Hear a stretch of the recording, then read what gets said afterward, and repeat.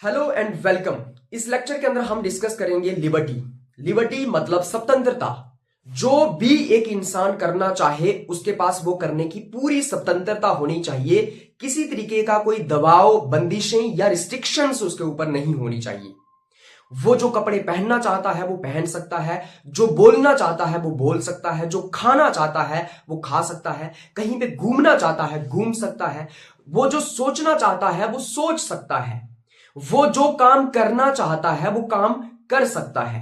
उसके ऊपर कोई किसी तरीके का दबाव, बंदिशें, रुकावटें नहीं होनी चाहिए। लेकिन याद रखिएगा, लिबर्टी का मतलब होता है freedom to do whatever you want to do but within the limits of the law, within the bounds of the constitution. मतलब आप जो बोलना चाहते हैं बोल सकते हैं, आपके पास पूरी आजादी है, लेकिन आप किसी को गालियां नहीं निकाल सकते। आप जो काम करना चाहते हैं कर सकते हैं, लेकिन आप ड्रग्स नहीं बेच सकते, आप आतंकवादी नहीं बन सकते। आप जो खाना चाहते हैं, पीना चाहते हैं, पी सकते हैं, खा सकते हैं, लेकिन आप चर्स, गांजा और अफीम ये सब नहीं खा सकते, बिकॉज इट इज इलीगल।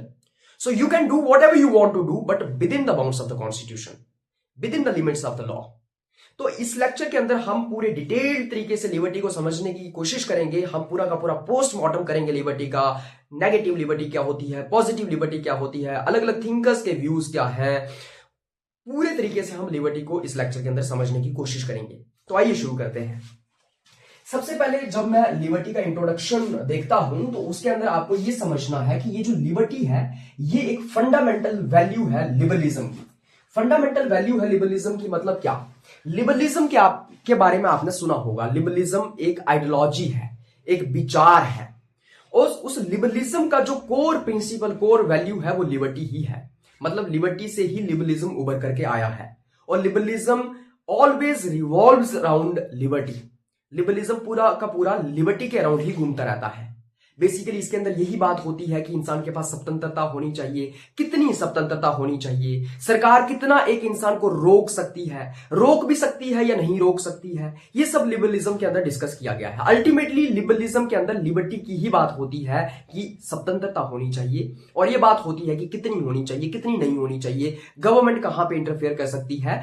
ये जो लिबरलिज्म पूरी की पूरी आइडियोलॉजी है, इसको हम अलग टॉपिक में डिस्कस करेंगे, लेकिन आप ये समझ लीजिए कि लिबर्टी जो है वो core principle, core value, fundamental value है लिबरलिज्म की। उसके बाद ये जो लिबर्टी शब्द है ये लैटिन शब्द लिबर से उभर करके आया है। लिबर का मतलब होता है फ्रीडम। फ्रीडम मतलब आजादी, जो आप करना चाहें वो करने की आपके पास पूरी आजादी होनी चाहिए। लिबर्टी का मतलब होता है एब्सेंस ऑफ रिस्ट्रेंट्स। मतलब आपके ऊपर कोई रिस्ट्रेंट्स, कोई दबाव, कोई रुकावटें, कोई बंदिशें, कोई आपके ऊपर रिस्ट्रिक्शंस नहीं होनी चाहिए। आप जो करना चाहें वो कर सकते हैं। अब इसकी अलग अलग डेफिनेशन हम डिस्कस करेंगे लिबर्टी की। लिबर्टी के ऊपर अलग अलग थिंकर्स ने अलग अलग डेफिनेशंस दी हैं। जैसे अगर मैं मैकफर्सन की बात करूं तो मैकफर्सन कहते हैं liberty is living life to the fullest. Macpherson कहते हैं कि लिबर्टी का मतलब होता है अपनी जिंदगी जीना जैसे आप जीना चाहते हैं, पूरे तरीके से। मतलब आपके पास अपनी जिंदगी को जीने की पूरी आजादी है जैसे आप जीना चाहते हैं। उसके बाद टी.एच. ग्रीन ने यह कहा, liberty is positive power of doing and enjoying those things which are worth of doing and enjoying. TH. Green basically ये कहते हैं कि लिबर्टी एक ऐसी पॉजिटिव पावर है, मतलब लिबर्टी एक ऐसी पॉजिटिव पावर है जिसमें आप जो भी चीजें करना चाहें वो कर सकते हैं। जिन भी चीजों को आप इंजॉय करना चाहें आप इंजॉय कर सकते हैं, लेकिन उन्हीं चीजों को जो इंजॉय करने के लायक है। जिन जिन चीजों, जो चीजें करने के लायक है, मतलब जो चीजें वर्थ डूइंग एंड एंजॉयिंग है, उन्हीं को आप इंजॉय और आप कर सकते हैं उनको। मतलब आप बेसिकली आतंकवादी नहीं बन सकते, because it is not worth doing, right. आप जो है इंजॉय, आपने कहा कि भाई मैं इंजॉय कर रहा हूं, मैं जो है वो चरस और गांजा लेके इंजॉय करूंगा, मैं ड्रग्स लेके इंजॉय करूंगा, वो आप नहीं कर सकते। क्यों? क्योंकि that is not worth enjoying. तो बेसिकली टी.एच. ग्रीन यही कहते हैं कि जो आप मजे करना चाहें वो मजे आप कर सकते हैं, जो आप काम करना चाहें वो कर सकते हैं, लेकिन जो मजे करने के लायक और जो काम करने के लायक काम है वही आप करेंगे। मतलब कुछ ऐसा नहीं करेंगे जो करने के लायक ही नहीं है, जैसे आतंकवादी बन जाना, जैसे किसी का रेप करना, जैसे कि किसी को गोली मार देना, ये करने के लायक नहीं है और ये आप कर नहीं सकते हैं। उसके बाद सीले की अगर मैं बात करूं तो सीले कहते हैं liberty is the opposite of over government. मतलब लिबर्टी जो है वो ओवर गवर्नमेंट का अपोजिट है। मतलब जब गवर्नमेंट एक्सेसिव पावर अपनी लोगों के ऊपर दिखाने लग पड़ती है तो लिबर्टी उसको अपोज करती है। मतलब अगर लिबर्टी होगी तो ओवर गवर्नमेंट नहीं हो सकती है, और अगर ओवर गवर्नमेंट होगी तो लिबर्टी नहीं हो सकती है। ओवर गवर्नमेंट का मतलब क्या है? जब सरकार एक्सेसिव तरीके से आपके ऊपर रिस्ट्रिक्शंस डालने लगे, जब आपके ऊपर बंदिशें और रुकावटें सरकार लगाने लग पड़े, तो इसका मतलब क्या हुआ? इसका मतलब ओवर गवर्नमेंट हो गया, तो इसका मतलब लिबर्टी वहां पे डिसअपेयर हो जाएगी। और अगर लिबर्टी होगी तो ओवर गवर्नमेंट नहीं हो सकती है। तो ये तो सिंपल सी बात है। उसके बाद आइए समझते हैं अलग अलग डायमेंशंस क्या है लिबर्टी के, अलग अलग टाइप्स क्या है लिबर्टी की। तो सबसे पहले हमारे पास आती है सोशल लिबर्टी। अब सोशल लिबर्टी का मतलब क्या होता है? सोशल लिबर्टी का मतलब होता है कि समाज के अंदर आपके पास बराबरी होनी चाहिए। मतलब सोसाइटी के अंदर आप एक इज्जत की जिंदगी जी सकें, आपके साथ कोई भेदभाव नहीं होना चाहिए, कोई जात पात नहीं होनी चाहिए। आपके मजहब के आधार पे, आपके रंग के आधार पे, आपकी जाति के आधार पे, आपकी हाइट के आधार पे आप मोटे हो या पतले, इस आधार पे आपके साथ कोई भेदभाव नहीं होना चाहिए। There should be no discrimination on the basis of religion, race, caste, sex, place of birth in the society. तो absence of discrimination on the basis of caste, religion and gender, ये जो है वो सोशल लिबर्टी है। मतलब social liberty का मतलब यही हुआ कि समाज के अंदर आपके पास इज्जत की जिंदगी जीने का पूरा अधिकार है, बराबरी की जिंदगी जीने का अधिकार है, और समाज के अंदर आपके साथ भेदभाव नहीं होना चाहिए किसी भी आधार के ऊपर। उसके बाद सेकंड डायमेंशन का आता है सिविल लिबर्टी। सिविल लिबर्टी का मतलब क्या होता है? सिविल लिबर्टी को जो बार्कर एक थिंकर है, वो बड़े अच्छे से एक्सप्लेन करते हैं। वो कहते हैं कि civil liberty is the liberty of man in context of an individual person. मतलब सिविल लिबर्टी एक ऐसी स्वतंत्रता है इंसान की एक इंडिविजुअल पर्सन के कॉन्टेक्स्ट में। मतलब अगर इंडिविजुअल एक व्यक्तिगत तौर पे अगर मैं देखूं तो सिविल लिबर्टी का मतलब यह हुआ कि एक इंसान के पास पूरी की पूरी आजादी है। मतलब एक इंडिविजुअल लेवल के ऊपर उसके पास पूरी की पूरी फिजिकल फ्रीडम है, इंटेलेक्चुअल फ्रीडम है और प्रैक्टिकल फ्रीडम है। फिजिकल फ्रीडम का मतलब क्या हुआ? मतलब आपकी बॉडी पूरी आजाद है, आप जहां जाना चाहें वहां जा सकते हैं, आप नाचना चाहें तो नाच सकते हैं, आपको कोई जेल में नहीं डाल सकता।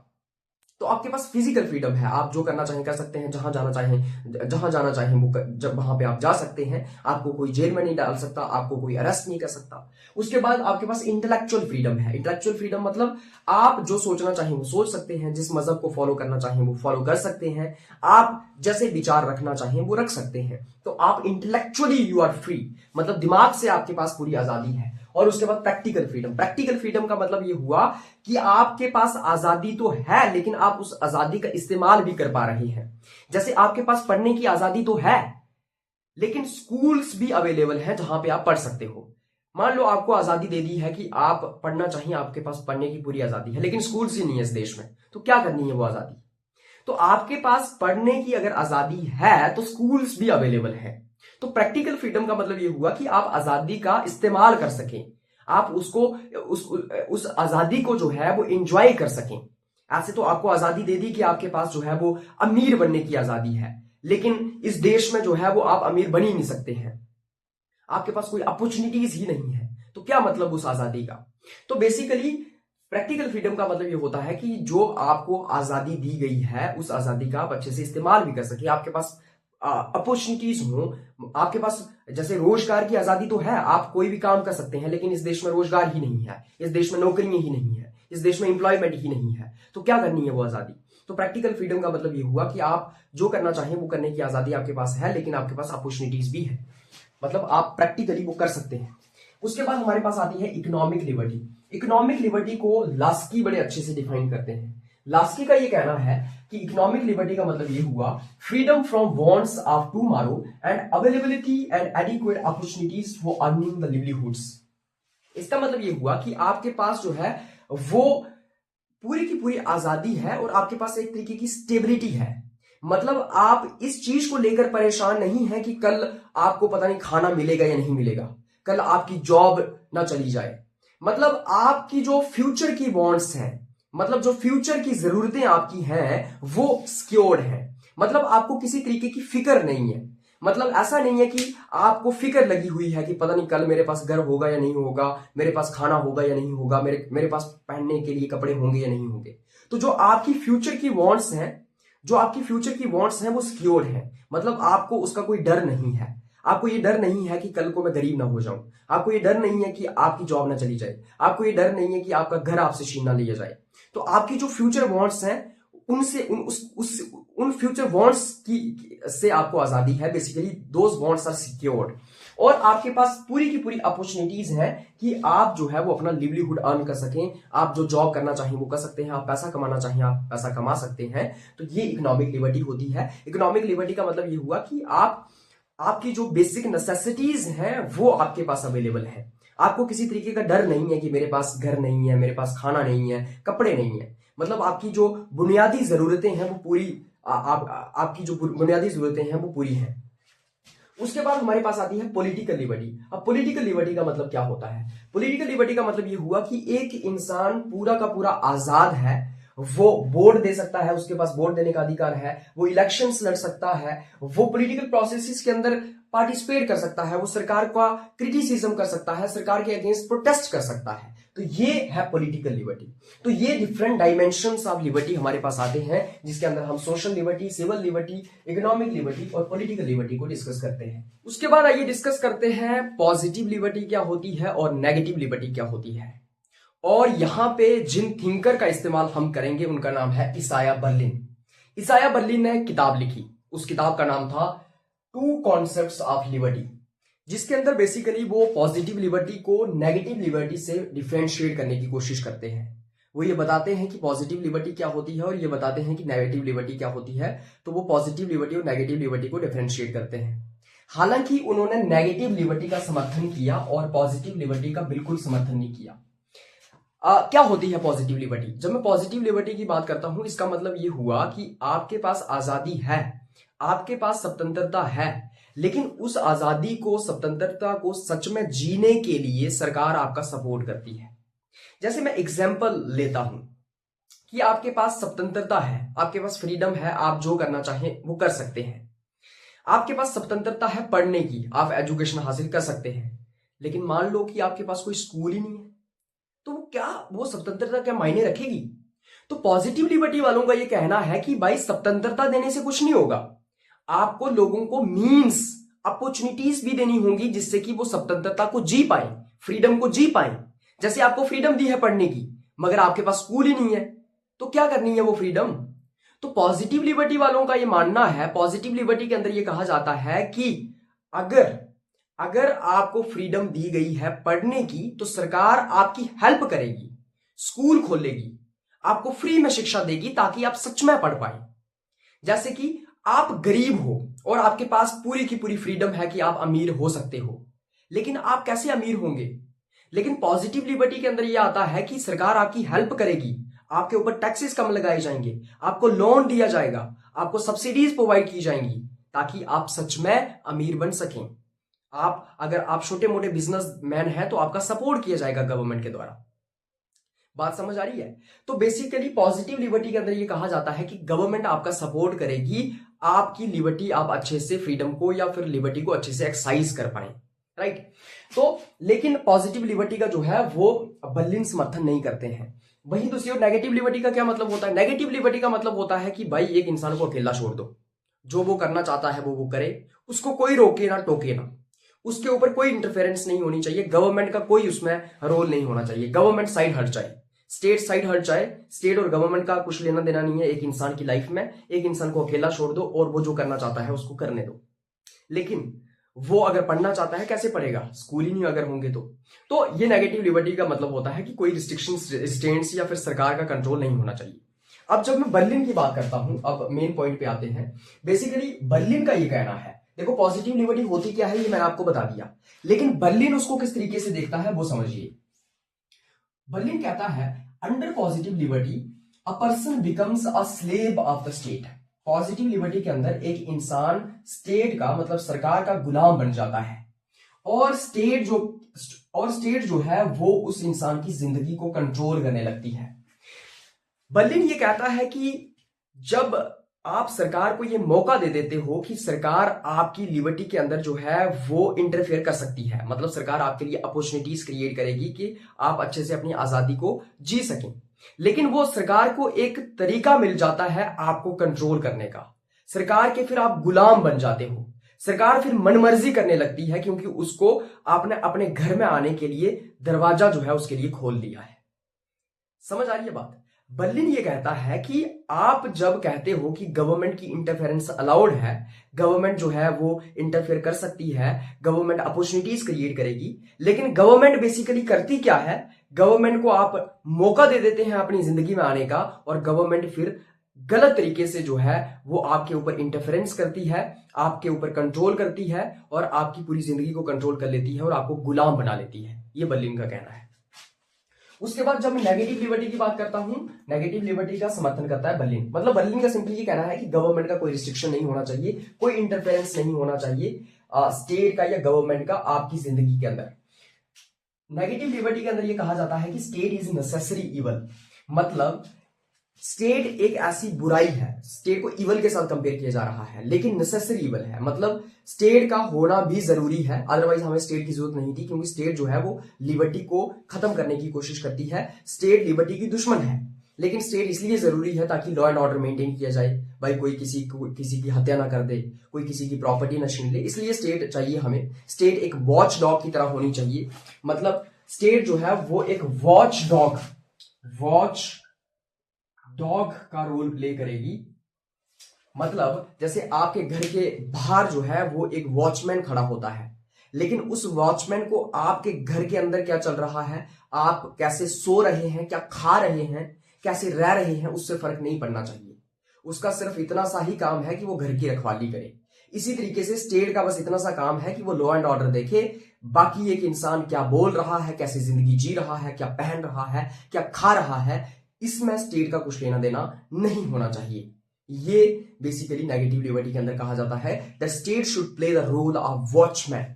State is necessary evil, state is evil, it is the enemy of liberty, but it is necessary. Why? Because it has to maintain the law and order. उसके बाद the laws of state can not take away liberty, कि state के जो laws हैं, जो कानून है, वो आपकी लिबर्टी को आपसे नहीं छीन सकते हैं।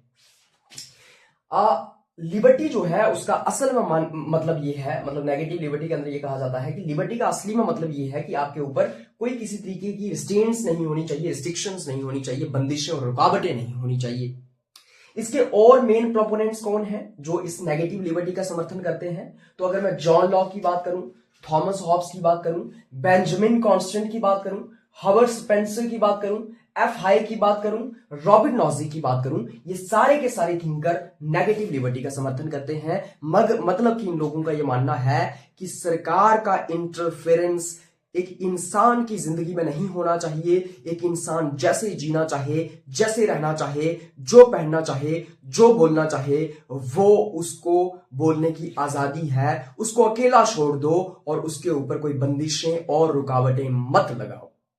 आप एक वॉचमैन, मतलब गवर्नमेंट एक वॉचमैन की तरह होनी चाहिए, जो कि आपकी रखवाली करेगी, आपका जो लॉ एंड ऑर्डर है वो देखने की कोशिश करेगी। कोई किसी की हत्या ना कर दे, कत्ल ना कर दे, कोई किसी की गाड़ी ना छीन ले, उससे ज्यादा सरकार का कोई रोल नहीं है। लेकिन पॉजिटिव लिबर्टी के अंदर ये कहा जाता है कि आपके पास आजादी तो है, लेकिन सरकार आपकी मदद करेगी उस आजादी को जीने के लिए। Government will help you to create the opportunities so that you can fully enjoy your freedom. In positive liberty ये आर्ग्यूमेंट दिया जाता है that अगर फ्रीडम आपको दे दी गई है लेकिन आपके पास अपॉर्चुनिटीज ही नहीं है, तो क्या खाक फ्रीडम है वो? आपके पास आजादी है, आप जो करना चाहते हैं वो कर सकते हैं, जो खाना चाहते हैं खा सकते हैं, लेकिन खाने के लिए 2 रुपए भी नहीं है जेब में। आप जो पहनना चाहते हैं पहन सकते हैं, लेकिन कपड़े खरीदने के लिए पैसे नहीं है। जैसे मकान में रहना चाहते हैं रह सकते हैं, लेकिन मकान के लिए पैसे ही नहीं है। जो नौकरी करना चाहते हैं कर सकते हैं, लेकिन नौकरियां ही नहीं है। तो क्या करनी है ऐसी आजादी?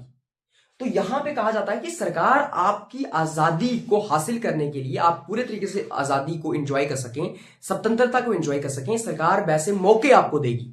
लेकिन नेगेटिव लिबर्टी के अंदर कहा जाता है कि मौकों के चक्कर में, क्योंकि सरकार आपको मौके देगी, उसी के चक्कर में सरकार मौके के चक्कर में जो है वो आपकी लाइफ के अंदर क्या कर देती है, आपको जो है वो आपके ऊपर कंट्रोल स्थापित करने लग पड़ती है, आपको अपना गुलाम बना लेती है।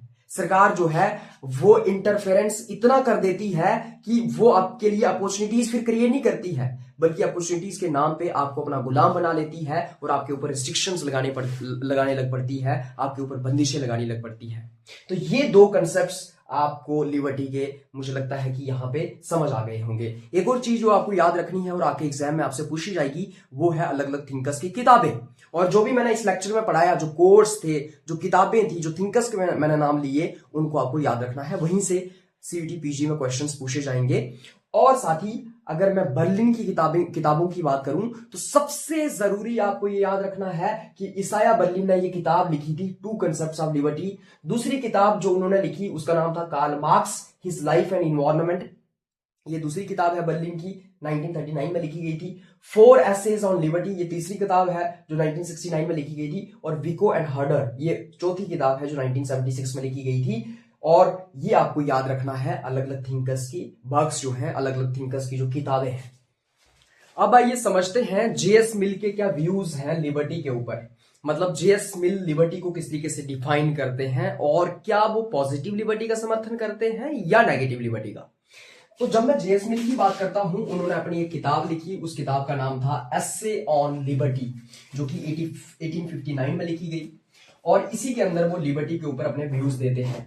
बेसिकली जेएस मिल ने काफी ज्यादा डिफेंड किया complete freedom of thought, expression and speech को। तो जेएस मिल ने फ्रीडम ऑफ स्पीच, एक्सप्रेशन और थॉट को काफी डिफेंड किया और इसका पुरजोर समर्थन किया। जेएस मिल का यह मानना था कि एक इंसान के पास फ्रीडम ऑफ थॉट होना चाहिए, सोचने की आजादी होनी चाहिए, फ्रीडम ऑफ एक्सप्रेशन, बोलने की आजादी होनी चाहिए जो वो बोलना चाहे, और फ्रीडम ऑफ स्पीच, वही बोलने की आजादी होनी चाहिए, अपने आप को एक्सप्रेस करने की आजादी होनी चाहिए कि आप अपने आप को एक्सप्रेस कर सके जैसे भी आप करना चाहें। जैसे अगर मैं अपने आप को एक्सप्रेस करना चाहूं तो हो सकता है कि मैं मुंह पे टेप बांध के आ जाऊं और मैं अपने आप को एक्सप्रेस कर रहा हूं। मैं यहाँ पे क्या एक्सप्रेस कर रहा हूं, तो बेसिकली मैं यहाँ पे चुप्पी मैंने साधी हुई है। हो सकता है कि मैं अपने माथे के ऊपर कुछ लिख के आ जाऊं, मैं यहाँ पे अपनी टी शर्ट के ऊपर कुछ बैनर या भगत सिंह का फोटो बना के आ जाऊं। तो ये एक तरीका है मुझे अपने आप को एक्सप्रेस करने का। जैसे अभी यूजीसी बिल चल रहा है पूरे के पूरे देश में और ये कंट्रोवर्शियल सिचुएशन क्रिएट हो गई है पूरे देश में। तो एज अ टीचर मैं अपने आप को एक्सप्रेस कर सकता हूँ। कैसे हो सकता है मैं टी शर्ट वैसी पहन के आ जाऊं और उसके ऊपर मैं यूजीसी बिल का विरोध कर रहा हूं। तो अपने आप को एक्सप्रेस करने के अलग अलग तरीके हो सकते हैं। आप प्रोटेस्ट करके अपने आप को एक्सप्रेस कर सकते हैं, आप बिना बोले भी अपने आप को एक्सप्रेस कर सकते हैं। जैसे कुछ लोग ऐसे कैसे प्रोटेस्ट करते हैं, वो अपने मुंह पे टेप बांध देते हैं और फिर वो अपने आप को एक्सप्रेस करते हैं। तो अपने आप को एक्सप्रेस करने का पूरा तरीका होना चाहिए, बात करने का, स्पीच बोलने का पूरा आपके पास जो है वो मौका होना चाहिए, आपके पास आजादी होनी चाहिए। जेएस मिल का ये मानना है कि एक इंसान के ऊपर कोई किसी तरीके की रिस्ट्रिक्शंस नहीं होनी चाहिए। एक इंसान जो है वो अपनी बॉडी और अपने दिमाग, माइंड का जो है वो मास्टर है। तो मतलब एक इंसान की मास्टरी है उसके माइंड के ऊपर और उसकी बॉडी के ऊपर। वो जैसे अपने माइंड को यूज करना चाहे, जैसे अपनी बॉडी को यूज करना चाहे। तो एक इंसान के ऊपर कोई भी रिस्ट्रिक्शंस नहीं होनी चाहिए। तो यहां तक हमें ये लग रहा है कि जेएस मिल नेगेटिव लिबर्टी का समर्थन कर रहे हैं, क्योंकि मिल ये कह रहे हैं कि इंसान के ऊपर कोई बंदिशें नहीं होनी चाहिए। एक इंसान अपने आप के ऊपर अपने आप का मालिक है, अपने दिमाग का, अपनी बॉडी का मालिक है और उसके ऊपर कोई दबाव नहीं होना चाहिए। लेकिन पॉजिटिव लिबर्टी का कंसेप्ट भी पहली बार जो इंट्रोड्यूस किया गया वो जेएस मिल के द्वारा ही इंट्रोड्यूस किया गया था। मतलब जेएस मिल ने ही पहली बार पॉजिटिव लिबर्टी का कंसेप्ट इंट्रोड्यूस किया था, पॉजिटिव लिबर्टी को डिफाइन किया था, पॉजिटिव लिबर्टी को वो लेके आए थे। तो पहले वो नेगेटिव लिबर्टी की बात करते थे, लेकिन फिर वो पॉजिटिव लिबर्टी की बात करने लगे। तो पहले वो नेगेटिव लिबर्टी को डिफेंड करते थे, फिर उन्होंने पॉजिटिव लिबर्टी की बात करना स्टार्ट कर दी। तो उन्होंने एक यू टर्न ले लिया। पॉजिटिव लिबर्टी का पहली बार कंसेप्ट जो है वो जेएस मिल ने ही इंट्रोड्यूस किया। बेसिकली मिल एक हार्म प्रिंसिपल देते हैं जो बड़ा इंटरेस्टिंग है। हार्म प्रिंसिपल का मतलब क्या हुआ?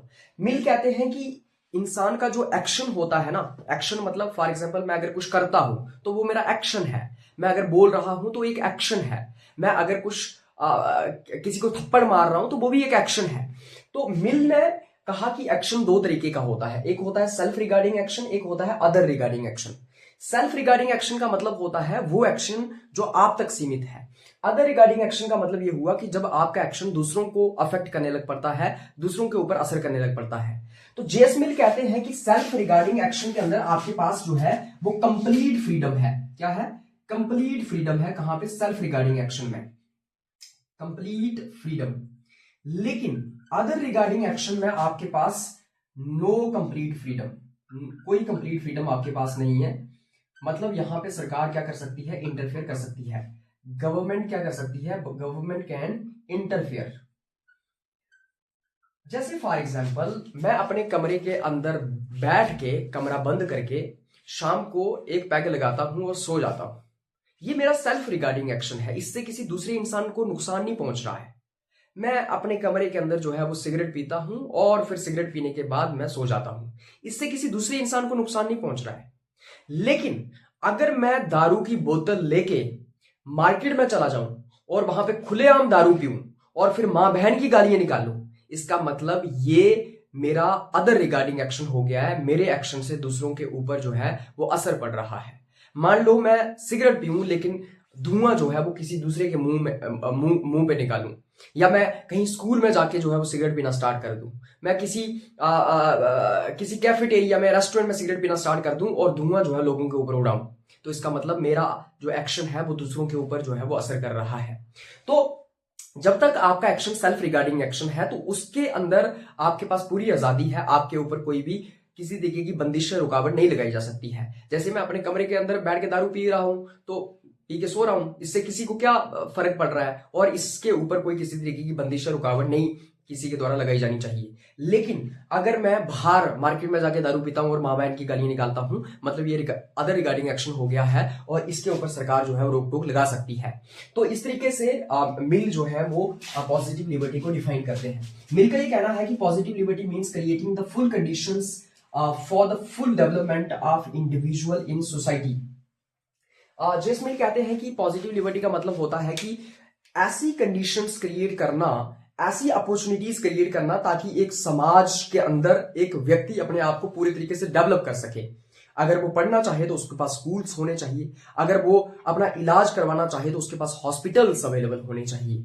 तो बेसिकली कुछ ऐसी अपॉर्चुनिटीज और कंडीशंस क्रिएट करना जिससे कि एक इंसान अपने आप को फुली डेवलप कर सके सोसाइटी के अंदर, that is positive liberty.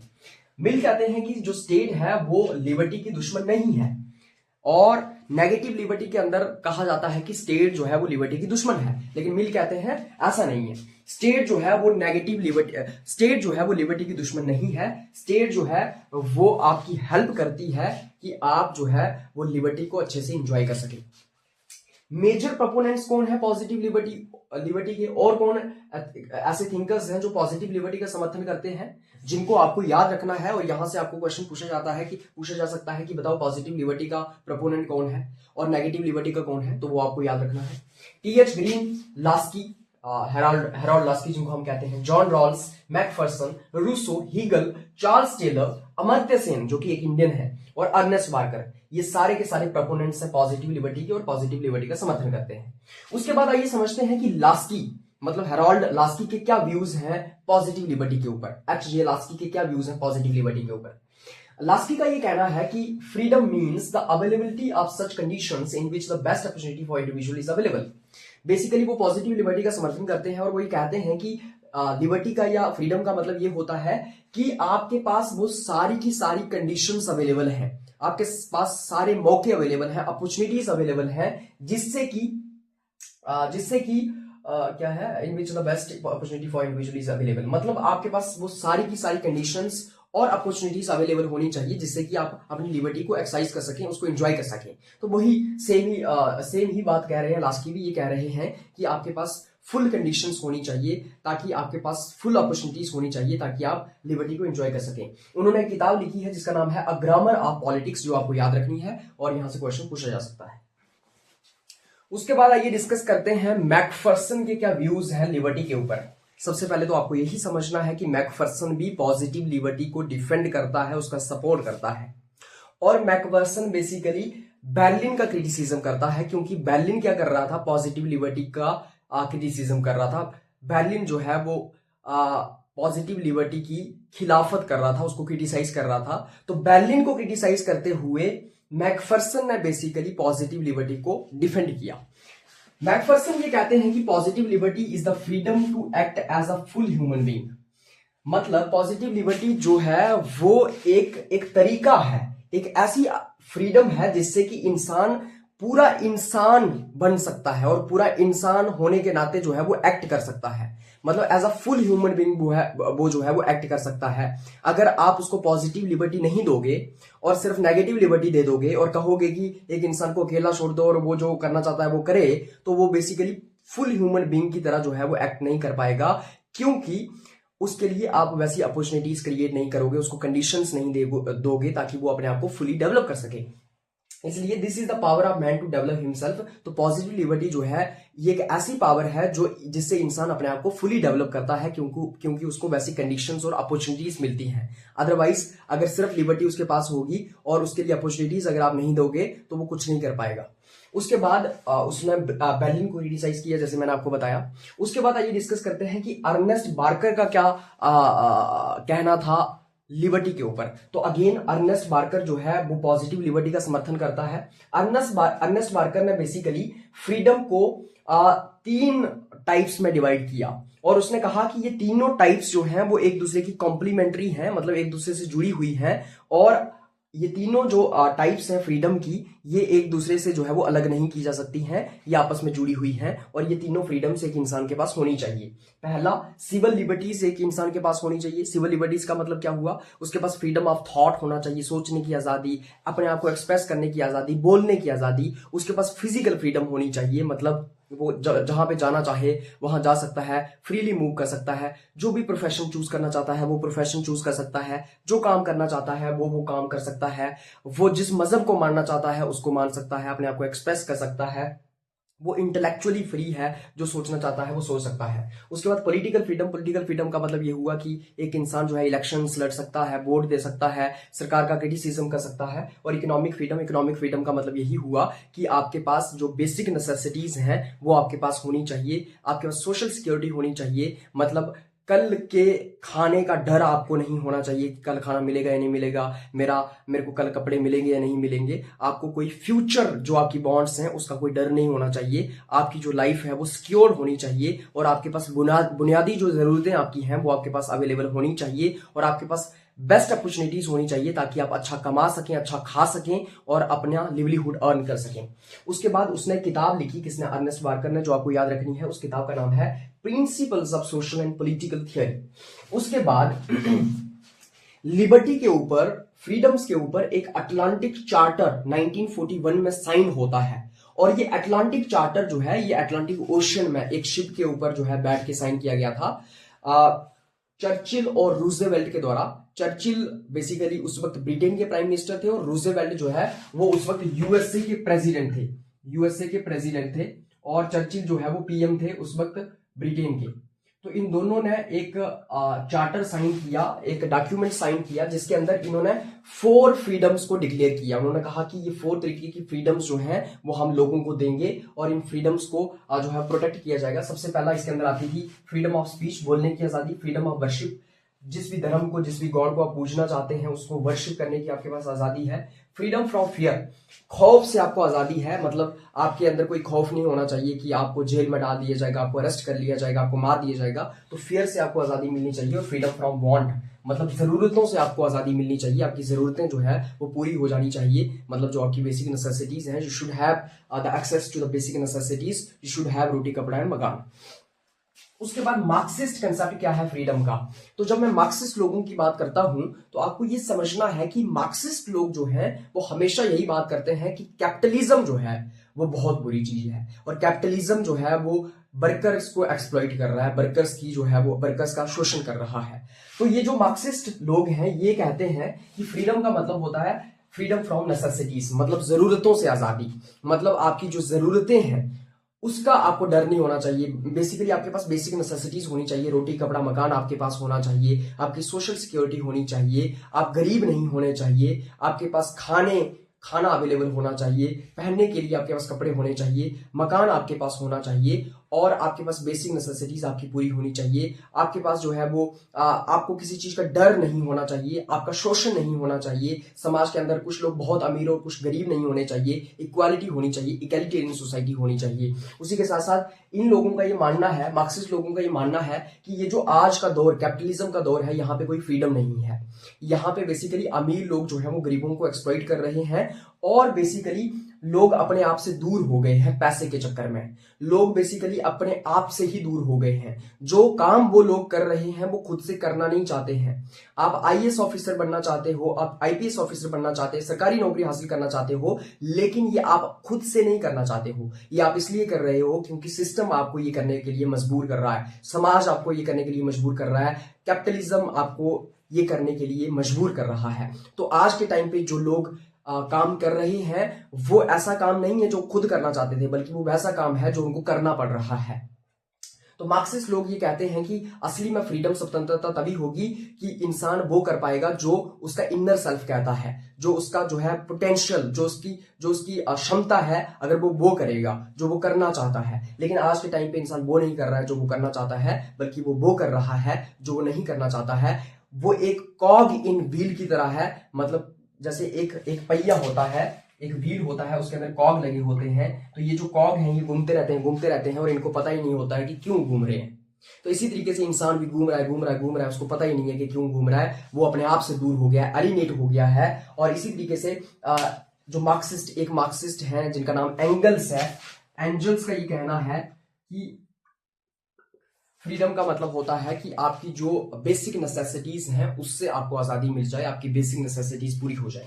So this was all about liberty, in which we discuss different thinkers, the perspective and views of different thinkers, जिसके अंदर हमने पॉजिटिव लिबर्टी क्या होती है, नेगेटिव लिबर्टी क्या होती है वो समझने की कोशिश की, अलग अलग थिंकर्स के व्यूज समझने की कोशिश की। And at last I just wanted to say कि इस लेक्चर में आपको क्या याद रखना है। देखो, कंसेप्चुअल पार्ट तो आपको समझ आ ही गया होगा, लेकिन फैक्चुअल चीजें जो आपको रिमेंबर रखनी है, जो आपको याद रखनी है, वो है कि पॉजिटिव लिबर्टी का समर्थन किस थिंकर ने किया, नेगेटिव लिबर्टी का समर्थन किस थिंकर ने किया। उसके बाद जो लिबर्टी के ऊपर कोट्स मैंने आपको स्टार्टिंग में बताए थे, मैकफर्सन ने क्या कहा है, टीएच ग्रीन ने क्या कहा है, वो आपको याद रखनी है। सीले ने क्या कहा है वो आपको याद रखना है। आपको जो थिंकर्स की किताबें मैंने आपको बताई हैं वो आपको याद रखनी है।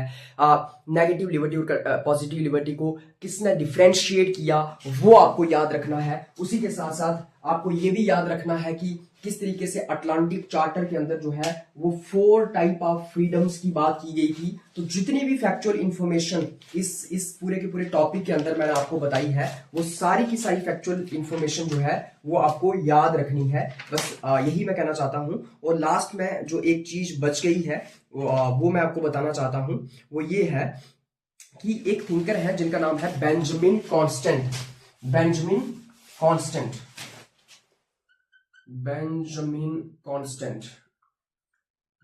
कांस्टेंट एक ऐसे व्यक्ति थे जिन्होंने लिबर्टी को 2 हिस्से में डिवाइड किया। उन्होंने डिफरेंशिएट किया लिबर्टी को एंशिएंट लिबर्टी और मॉडर्न लिबर्टी में। एंशिएंट लिबर्टी और मॉडर्न लिबर्टी में ये आपको याद रखना है। बेंजामिन कांस्टेंट ने बेसिकली लिबर्टी को 2 टाइप में डिवाइड किया है, एक आ गई एंशिएंट लिबर्टी और एक आ गई मॉडर्न लिबर्टी। इसी तरीके से इसाया बर्लिन ने लिबर्टी को पॉजिटिव लिबर्टी और नेगेटिव लिबर्टी के अंदर डिवाइड किया है। तो ये आपको याद रखना है। और उन्होंने बेसिकली बेंजामिन कांस्टेंट ने जो है वो मॉडर्न लिबर्टी का समर्थन किया है। इसको उन्होंने सपोर्ट किया है। क्या किया है? सपोर्ट किया है। और एक और चीज आपको याद रखनी है, एंशिएंट लिबर्टी का क्या मतलब है? एंशिएंट लिबर्टी का मतलब है पॉजिटिव लिबर्टी। और मॉडर्न लिबर्टी का क्या मतलब है? Negative liberty. और पॉजिटिव लिबर्टी और नेगेटिव लिबर्टी क्या होती है ये आपको पता ही है। तो इस तरीके से बेंजामिन कांस्टेंट का जो डिफरेंशिएशन है वो आपको याद रखना है। और इसी के साथ हमारा यहाँ पे पूरा का पूरा लिबर्टी का जो ये चैप्टर था, ये जो टॉपिक था वो कवर हो जाता है। और मैंने आपको बताया कि आपको थिंकर्स की बुक्स और थिंकर्स के नाम याद रखनी है और जो फैक्ट्स हैं इसके इस लेक्चर के अंदर वो आपको याद रखने हैं if you want to crack CUET PG. Otherwise आप नहीं भी रखें तो चलेगा। Thank you so much for watching this lecture. Bye bye, take care, have a nice day. मिलेंगे आपके साथ नेक्स्ट लेक्चर में।